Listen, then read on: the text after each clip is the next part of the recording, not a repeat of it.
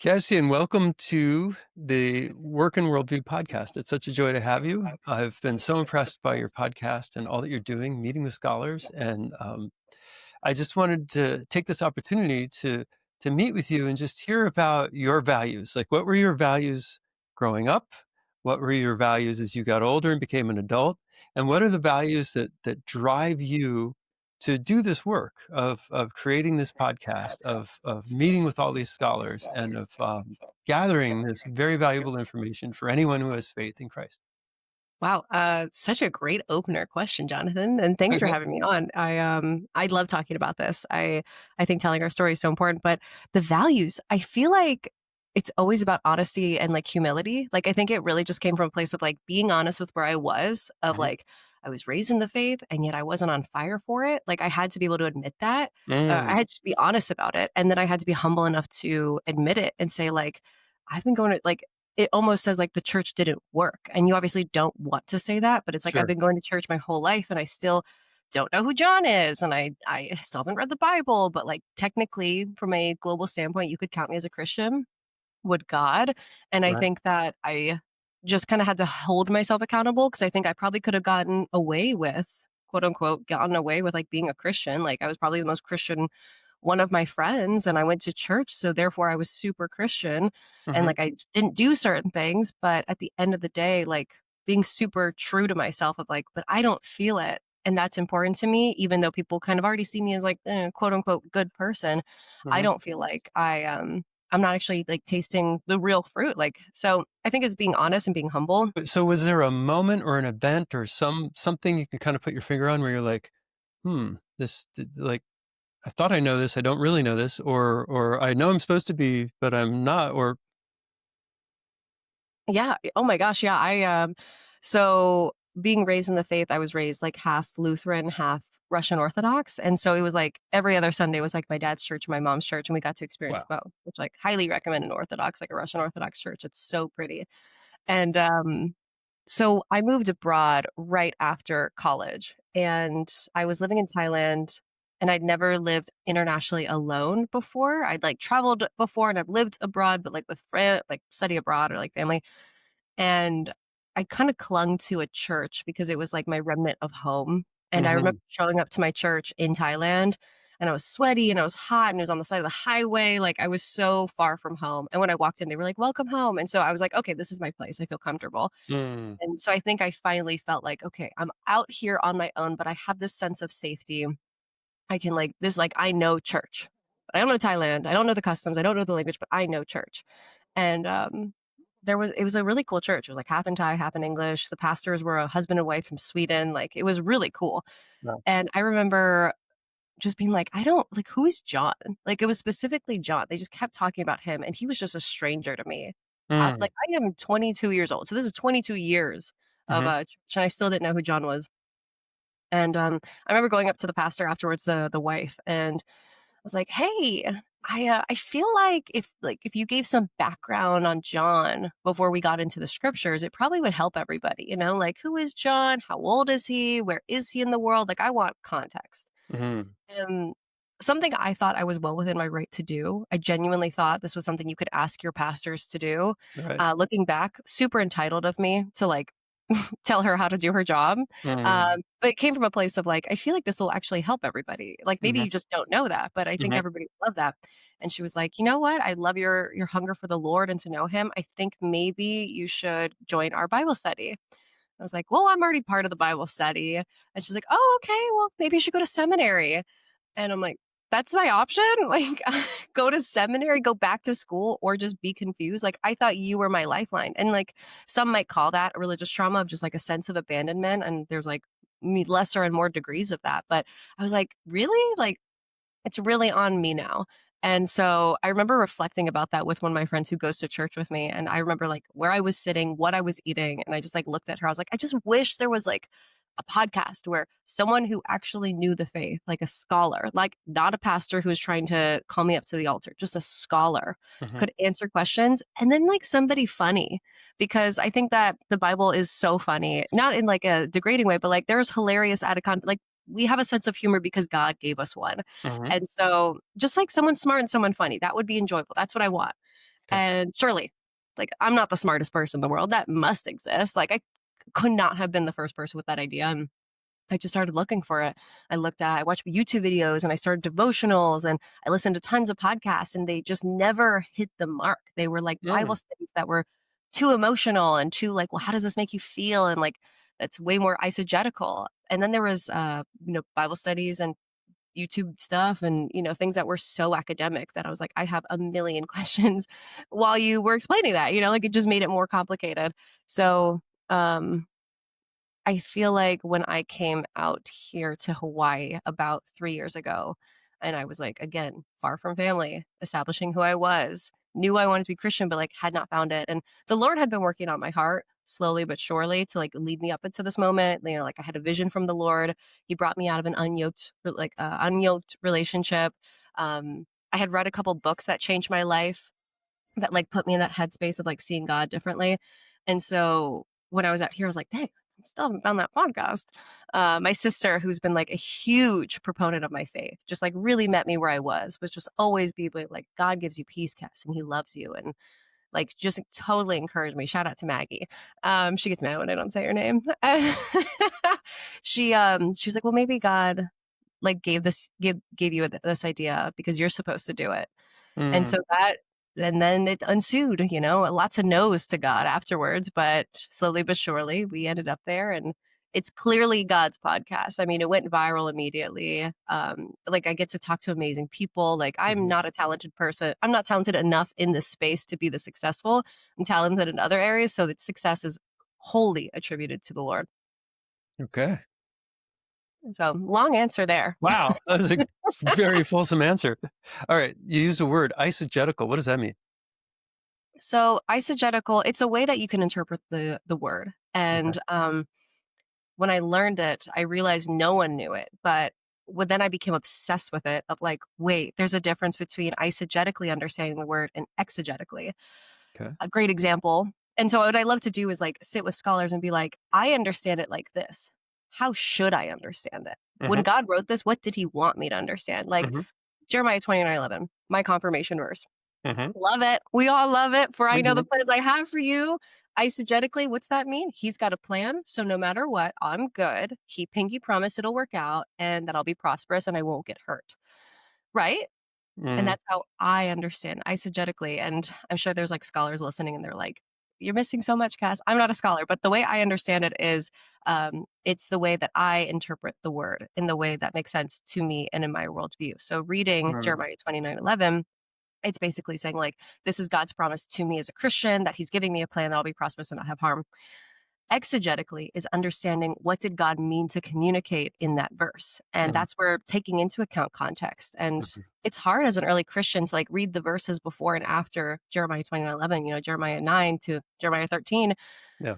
Sure, you can read it and you can understand that it's like a very specific point in time for a specific group of people that are in exile. Mhm, But you don't understand the value of why God is talking to them. And exegetically would be to put it in context of like God took people out of their land, put them into exile, and yet we serve a God that reaches out people in exile and says, this still serves a purpose. And I still have a plan and I mhm, will deliver you from this place that you're at because mhm, that's the God I am. That's not God telling me, Cassian, you're good.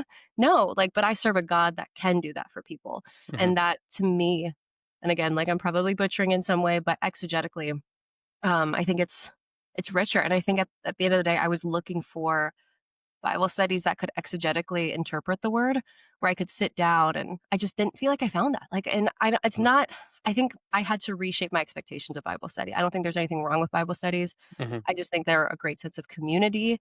They're support. It's where you pray for one another. I had a Bible study that changed my life. mhm, I can't go into it though of like my Bible study leader, a girl who's 2 years older than me, is now a biblical scholar who can break down scripture like mhm, that.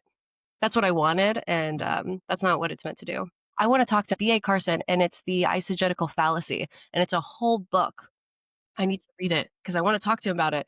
It's a whole book on the fallacies of the eisegetical understandings of the Bible mhm, and like mhm. how we interpret the word and how it reshapes it entirely, which is Yeah. scary because then it becomes a different faith altogether of like, I serve a Sure. God that does this. It's like, God's like, I never promised that. But Mhm. all things work together for his name.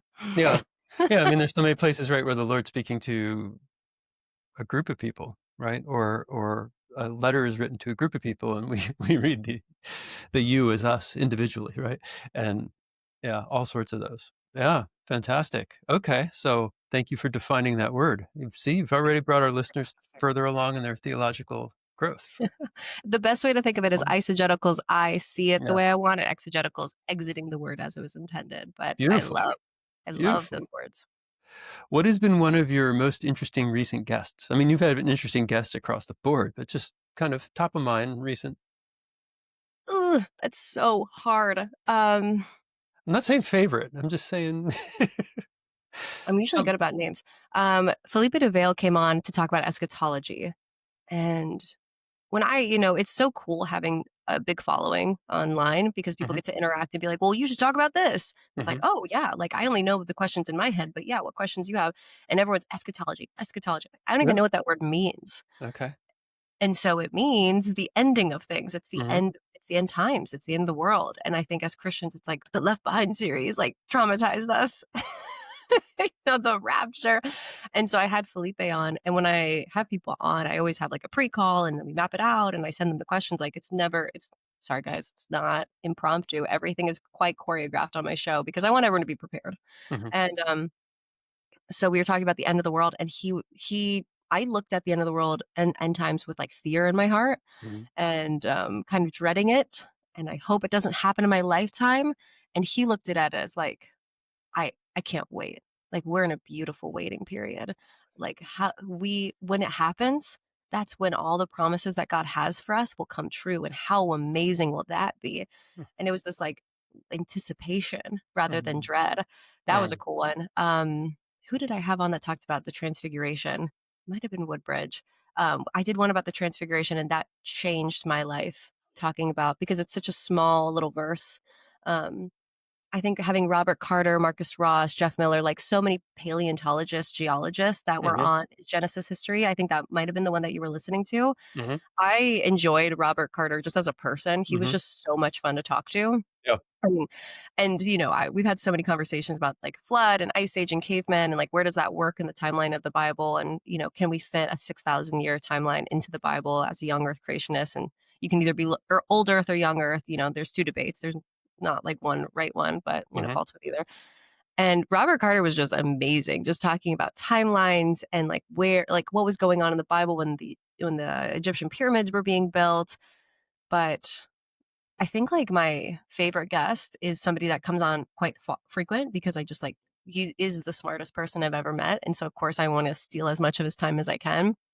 And it's Dr. James Sedlacek. Like I have to shout him out because I think because we've had so many conversations where he's just revealed so much of the word. Like he's one of those rare scholars that have studied Old Testament and New Testament. He studied the ancient languages and he's fluent in them. And so mhm. he's able to offer like a full scope view Sure. of the Bible. And I remember he was like, we should talk about the bleeding woman. I was like, the like three verses in Luke? Like, no, we're not gonna have enough time. Like we're gonna run out in 15 minutes. I think we spoke for 2 hours. Like it was like a 2 hour episode. Um, and that changed everything because he was able to say that Jewish woman who touched his cloak wasn't, oh, it's Jesus, so he has a magic cloak that'll heal me. Like, no, this woman knew so much about Jewish text and history and prophecy that like she knew what would happen when she touched him because Mhm, she was educated. She was thinking of verses in uh, what is it in Micah, I think, in Esther and in Exodus. She was thinking about these different verses that we totally forget about. That like the corners of his cloak had so much power based off these verses that were referenced before. Isaiah, sorry. I love that woman's faith. For me, when I think when you pray for people, who are suffering, and you think back to that time, and you just realize this person's, you know, in whatever context, has come forward for prayer, asked for prayer, or whatever. You know, they're seeking the Lord, right? And they're seeking the Lord with someone, and it's an intercessory kind of moment. But I also, my mind has often gone back to, well, geez, if it was a point in time where the Lord was walking around, this person may have sought him that same way, with that same, measure of faith of where is he? I want to find him. I just need to touch the boat. So I don't know. Yeah. Do you feel like when you read about the bleeding woman for the first time, like how did that impact you? The first time I read about it, Like, did it have an impact? I don't think the impact was the same. The impact really hit me when I was actually praying for someone who was suffering very badly, and it was like, yeah, that just this person is pursuing faithfulness right now, in the same spirit that the woman in that story, was pursuing the Lord, right? Simply pursuing the Lord. Faithfully pursuing a Lord that is so detail oriented, because somebody pointed this out to me and it was like this woman bled for 12 years. The Mhm. girl that Jesus saved, like verses later, was 12 years old. Like he's a restorative God. And I think that's just like a God wink, like, and maybe there's more meaning there, but I think just like on a surface level, like such a God wink to be like, it serves a purpose, it is restored, both like in that woman and in that child. Like 12 years is nothing for him. Yeah, or God started something 12 years before that was gonna bring him glory, right? Oh, I like that one better. Well, I mean, they're all d it's like when Jesus says, "What," it's right? And it's like, well, it was for my glory that so The bleeding woman really changed my life. in what way? I think because it was just more like an intrinsic thing of like, I saw her as just like a random woman that got a random shout out in the word.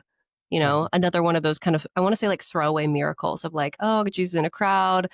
She touches the magic cloak and she's healed. And God's like, you go forward with like your faith has made you well. As a Sunday school Christian, which is what I like to call it, the Christians like me that like went to church, you could count us as Christians. Will we get in the gate? I don't know. I'm not the one to judge, but I I had no idea. And then you have a scholar be like, look at this verse in Exodus when God's talking to Moses and he's like, you stiff necked Jews. And he's like, you guys cannot remember my law. So let's make a reminder. Put a blue tassel on the corner of your cloak so you mhm, see it, you remember it, and you obey it. And then I think it's Isaiah, and it's talking about there's going to be a savior, there's going to be a healer that rises with healing in his wings. And then you look at the story of Ruth and Boaz when she goes and he is his Christ redeemer. So he's the designated person.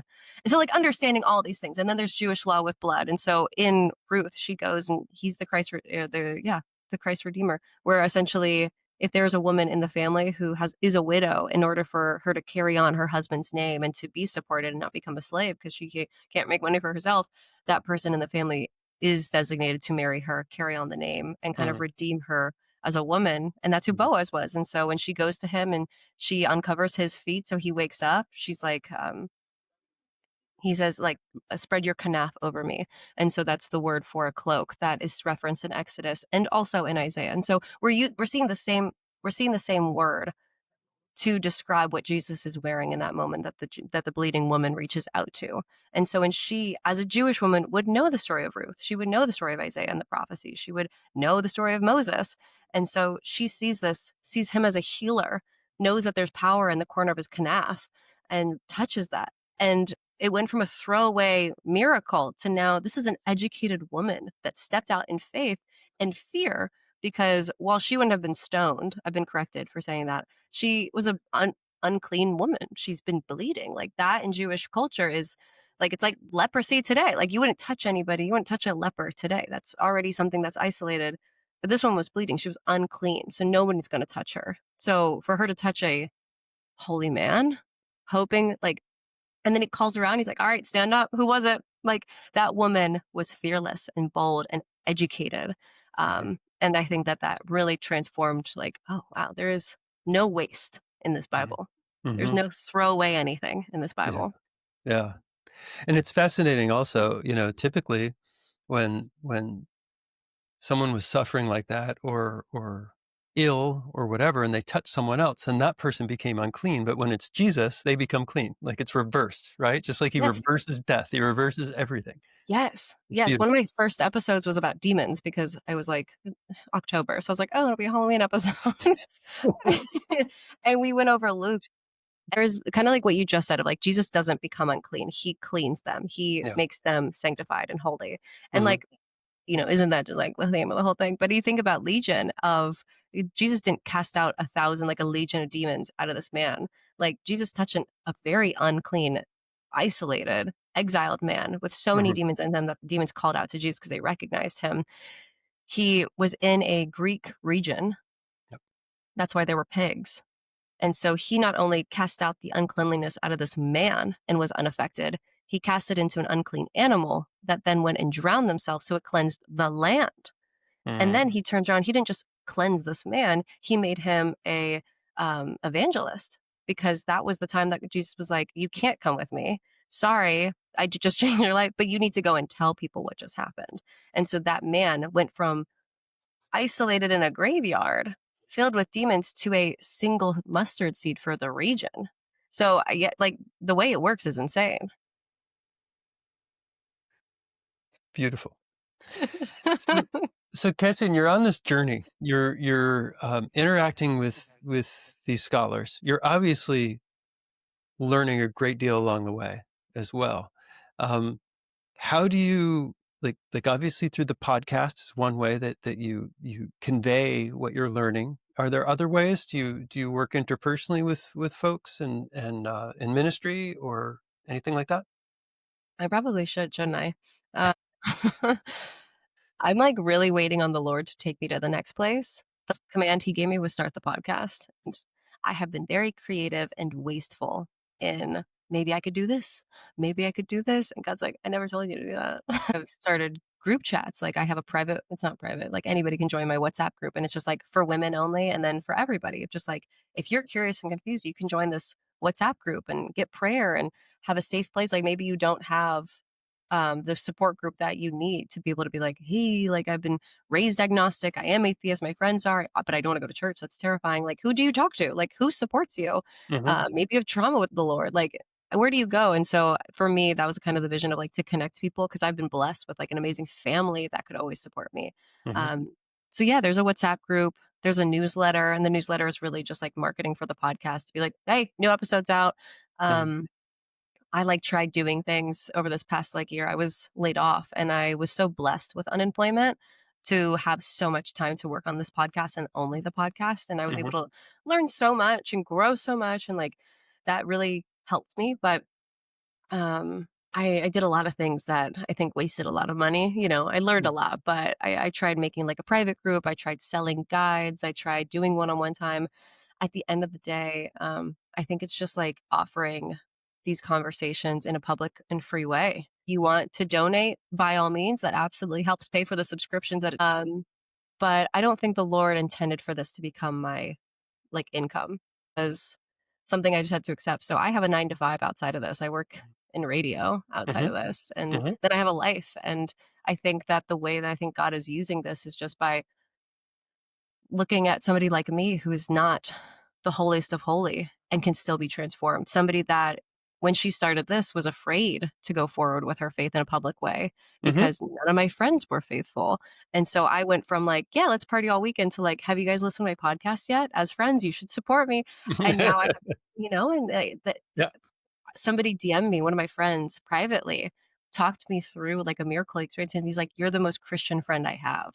Hmm. I was like, God, I feel like that's why. I feel like that's exactly why. It's like I'm just supposed to be a friend going through this and to like kind of provide a space for other people to experience it too. And Sure. that's the most important work I've ever done. Beautiful. Yeah. What It's a joy. it's what a joy. Oh my gosh. And I just get to yap. I've realized that I'm much more of a listener though. I have I talk to people and they just talk and talk and talk. I'm like, I think I'm just like really good at active listening. So I love it. It's a really easy job. All right. So you just shared a few things. So just in review, some of the values that changed was you were a very private Christian before, and now you feel like you could go public with that, right? So kind of unpack that a little bit. What is that? Yeah. Start a podcast that's public. Got it. But outside of the podcast realm, how does it manifest? How does that change manifest itself? I think I thought I would knew how it go and it went completely different. Hmm. I thought I'd become weird. I thought I'd have to give up all of these things and, oh, God said I can't do this anymore, so I can't. And like I don't think I'm a bad person, but, like, I like going out on the weekends, I Mhm, like drinking a lot and dancing a lot with my friends, and you'd think, like, you have a Christian podcast, you can't do it anymore, you gotta stop that. mhm, You have to dress differently, mhm, and it's not like, what happened was I didn't want to go out. I didn't want to wear those things. mhm, I knew that, like, the Lord was changing my heart posture because I I always thought that, like, Christian sweatshirts were so weird. Like, those big T-shirts and streetwear that were like, "Jesus is my savior." I was like, "That's just weird. I would never wear that."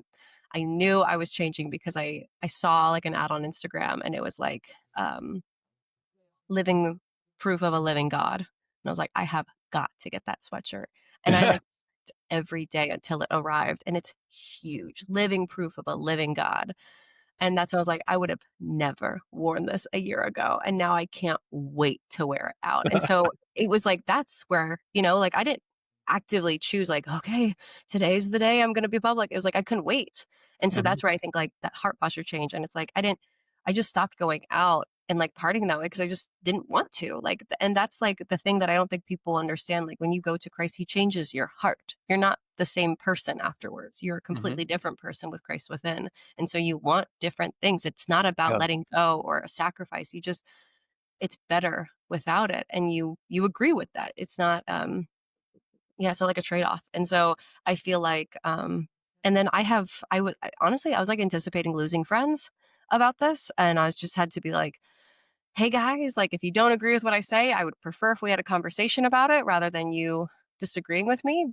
But a lot of my friends who aren't really in the faith were so supportive, have stayed my mm, friends, ask me questions about my faith, are willing to entertain it. Like, they're like allowing conversations, and they're like, I think you go about it in a great way. You're not like you're not putting a stick in the sand on certain things. You're just asking questions and you're curious. And I think that it is important. Like, the guests that I have on, it's not like they all agree. Like, sometimes they agree this way and that way. And I think with people, they feel safer to be like, you're not shoving your faith down my throat. It's like, no, our faith is objectively interesting. We should talk about it. mhm, You might have a different stance on it, but we should be talking about God. And I hope that it's normalizing it. But yeah, I think publicizing my faith has gone from, like, what I wear, what I want, and, like, what I talk about and how I talk about it. Cause when I was, like, podcasting full time, it was during my unemployment, it was like, "What'd you do today?" "Oh, I had meetings." "What'd you do today?" "Well, I talked to this guy about the bleeding woman, and guess what?" And then you go into it, it's like, I would have never talked about that before, but that's what I did today, so I'll tell you about my day. mhm, Um, so mhm, yeah, it's slow, and now I think, like, I'm known for it now. I mhm. don't know, people see me as that, which is crazy because yeah, it's great. It's really, really cool to be a part of this. I really appreciate what you just said and the way you articulated it. The part of the purpose of this podcast, right, is to go to that place where work and beliefs, work and worldview intersect, right? And for so many people in so much of their time, whether it's corporate spheres or whatever that are dictated, you can't talk about these things here. That's not appropriate for work. Um, that's exactly the missing thing in our culture is now obviously Yes. with you it's like a perfect mesh. You're almost like the way a pastor would be, right? Because their work is their faith, right? Oh, And yeah. and same with you, right? Um, and yet for many people there's this disconnect, right? They can't talk about how faith applies to physics or faith applies to pick a topic, I so agree. that's exactly one of the areas I'm looking to cover with this podcast is Mm. exactly what you said, right? So it's interesting how you put that. Well, um, I feel like it's such a fine line, like, and I'm sure that you're gonna, like, master this, but it's like, I think about talking about faith, people usually put it in a box of, like, okay, now we're talking about God.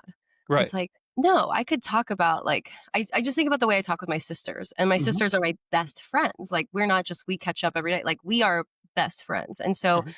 being Christians and being best friends, I talk about boys, my job, like my struggles, whatever it is. And then Hmm. we just mention, like, oh, I'm just like Noah right now. Like, I'm just trying to run away from this. And it's like, we should be able to, like, and like, God just bagging me right back, like, Hmm. Hmm. the Bible Hmm. is funny and it's applicable. And I think that we need to reshape the way we think about it, that it's not like this wholly untouchable reserved for the secret place in a very specific time of the week. It's like an active part of our lives that, like, is Hmm. the basis and the foundation. So it's like every book of the Bible isn't about us. Like, I don't read about Jonah to learn about Jonah. I read about Jonah, and this is something I had to learn. I didn't know this until I did the podcast.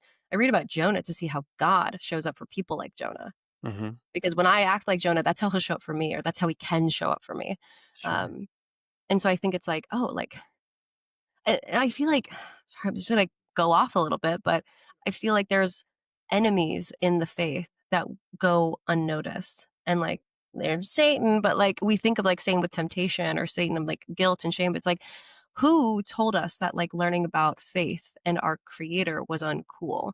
Because that was something Mhm. I had to overcome of like, oh, I'm ashamed to be Christian because then I'll be seen as less cool. Like, Mhm. that's why I didn't wear streetwear.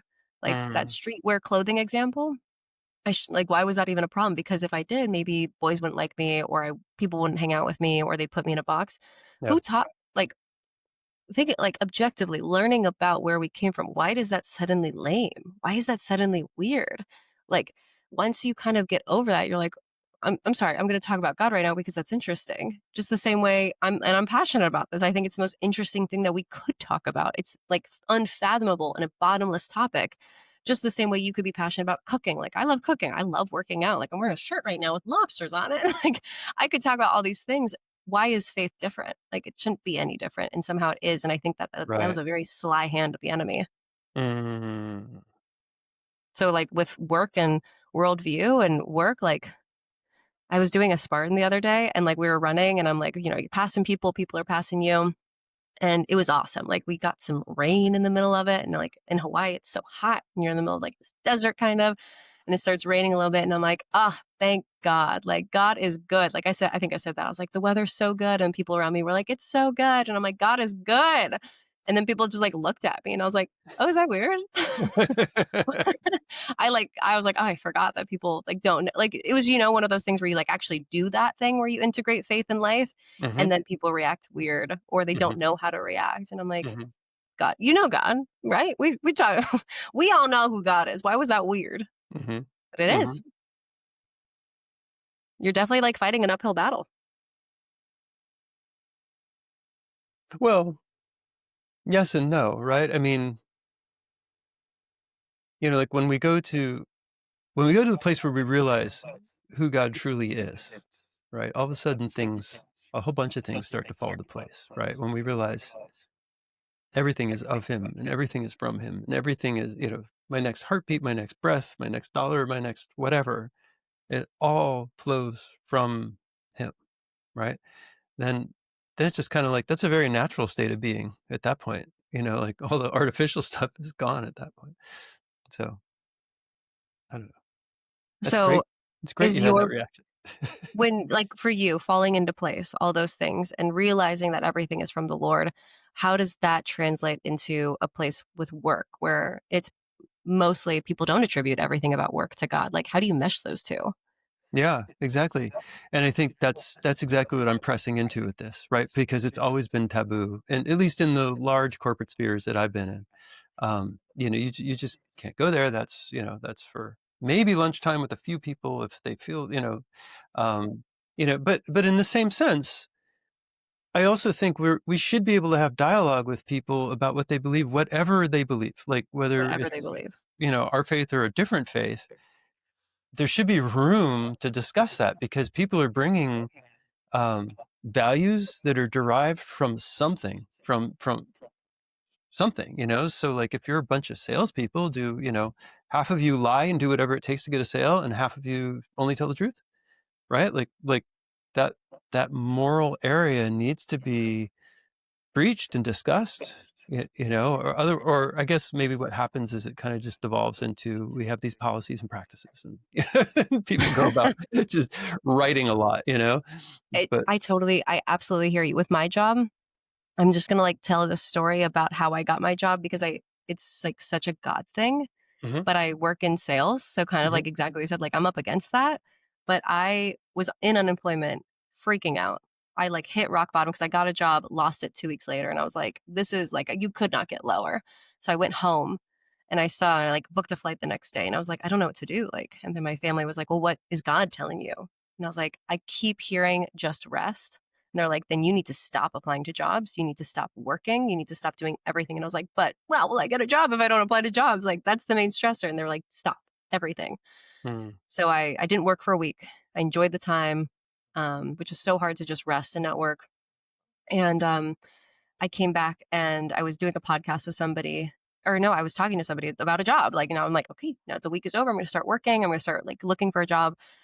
I'm talking to this guy about a job, and he was like, I think you should fast. I think fasting, like you should do a 72-hour fast. And essentially I said, and then I got on a podcast on someone's show, and he's like, yes, you should. And he encouraged me. So I was like, I've never done that, a fast that long. I usually do 24-hour I usually do 24-hour fast, but like that's for health benefits, not for spiritual benefits.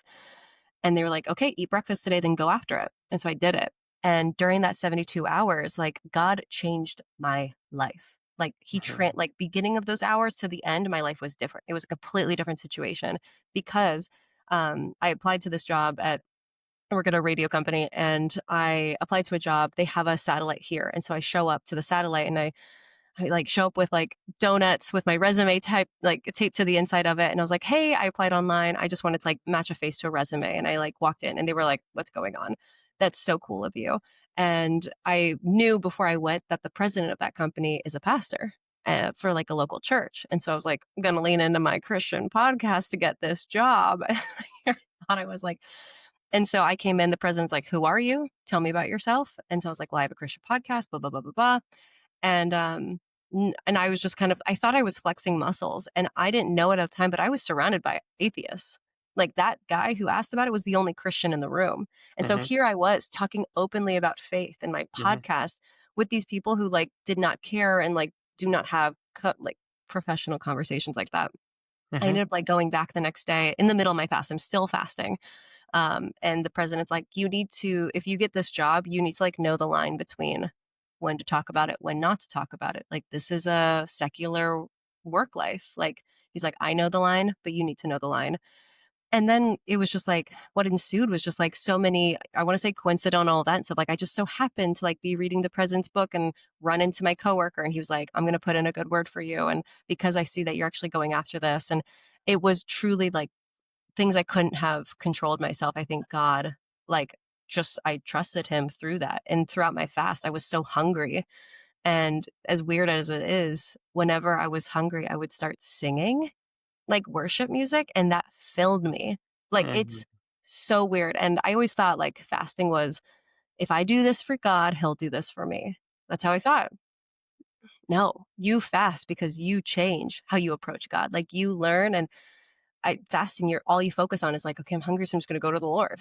I'm Mhm. stressed about this. I'm going to go to the Lord. Everything is about going to the Lord because he's the only thing that can sustain you because you're so Mhm. hungry and weak.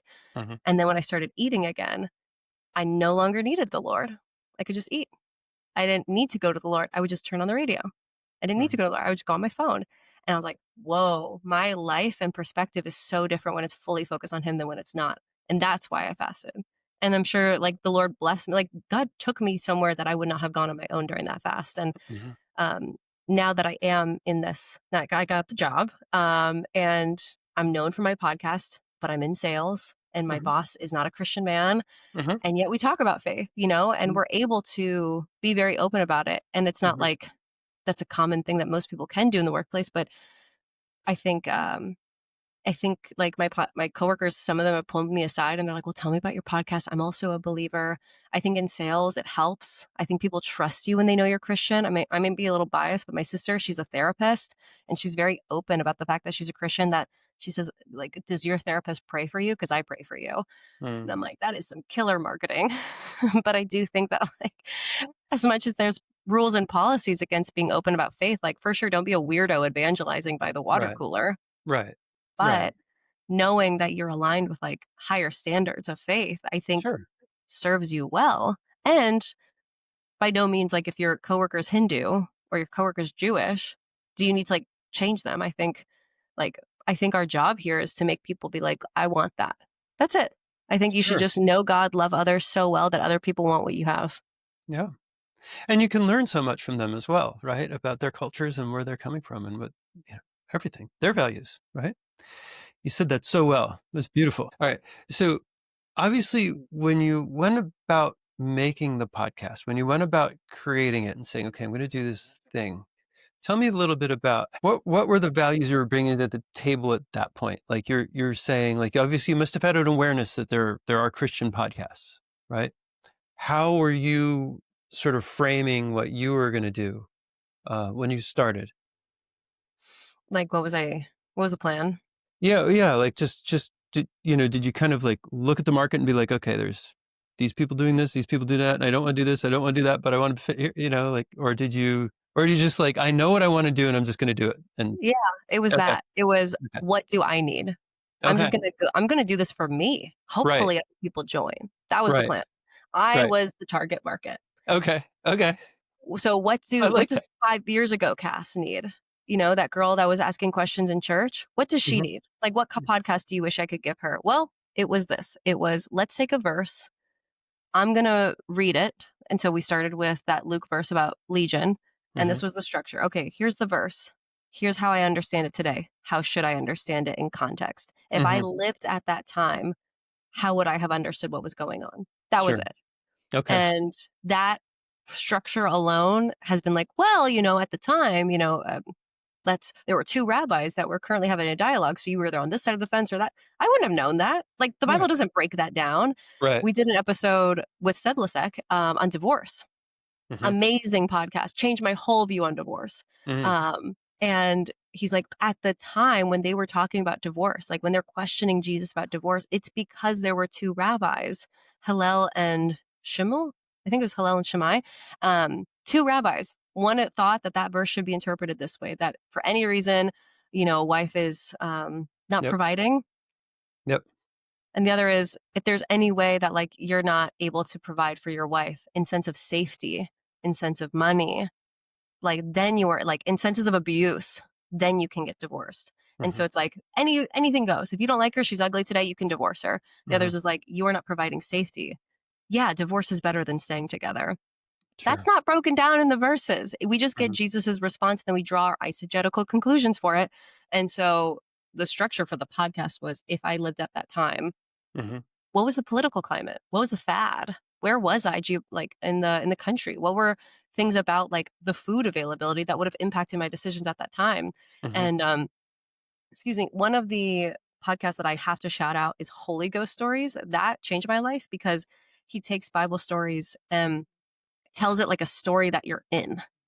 And so he talks about like Elijah and the widow, and you feel like you're in the room with them because he mhm, adds like orchestra and music and like paints the picture of being in the drought and like depending on ravens to bring you food. Like, I would have never grasped any of that just reading it alone. So, yeah, I think that the word becomes so much more powerful when you're like, oh, I'm just like reading stories and I should do this and I shouldn't do that, to, oh, yeah, I would have acted the same way if I was there. And just becomes richer. Like, now it's like, "Oh, God did that in that circumstance? That is crazy." Like, he really did show up because, like, the it was dire had he not. Cassian, thanks for being with us. This has been fantastic. Please Thanks tell for having me, me. how can people follow up with you? So you mentioned a WhatsApp group. There's obviously the podcast, and then you mentioned also resources that you have as well. Yeah, I think everything is housed at my website, bibspeak.com, bibspeak.com. Okay. You can listen to podcasts anywhere. You can donate. You can buy merch, I think. You can join the WhatsApp group. I've got a free guide that will enroll you in some emails from me. But like, I have a guide there that's like 10 verses that we think we know, clarified by a scholar. So kind of like we talked about Jeremiah 29:11. There's tons of other verses in there too, like what actually are Nephilim, and what are the powers and principalities that we're praying against in Ephesians 6, and what was going on with Hem and Shem and Noah at that time. And so that, that was something that I created from my conversations that have been insane. You can buy guides from me. So be at speak.com. Just go there. You can follow me on Instagram. I'm on Instagram chronically. So if you ever just want to DM me, you can DM me there, and I'm like at your fingertips. I'll respond. That's a great resource. Thank I you. really found that fantastic. So, okay. No, this And was the an WhatsApp amazing group, conversation. sorry? This was an amazing conversation. Oh, thank you. The WhatsApp group, is that just for women or women and men? I think I kind of heard both. There's both, yeah. So Okay. there's like a general chat where we can what I try to do, I've been bad these last 2 weeks, but every Sunday for 15 minutes, and this like came out of like spiritual warfare, pray for my pray for our community. Like this podcast doesn't have anybody praying over it. And Mhm. so just like to protect it. And I've definitely been under attack in many different ways. So 15 minutes every Sunday in the WhatsApp group, I send a Zoom link and we all just jump on and just pray. But there's like a total for everybody. And then I like have women specific. So feel free to join that if you have WhatsApp. I didn't want to like, I've tried the whole like other app experience and logging in is horrible. Everyone's got WhatsApp. Great. Well, Cassian, thanks so much for being on and being so willing. You just like jumped right in. You're like, yeah, let's do it. So appreciate that. No, you asked amazing questions, Jonathan. Thank you so much for having me on your show. Well, great. I hope you enjoy it. It's very early in your day out there. So I hope you enjoy the rest of your Saturday. Thank you. Thank you.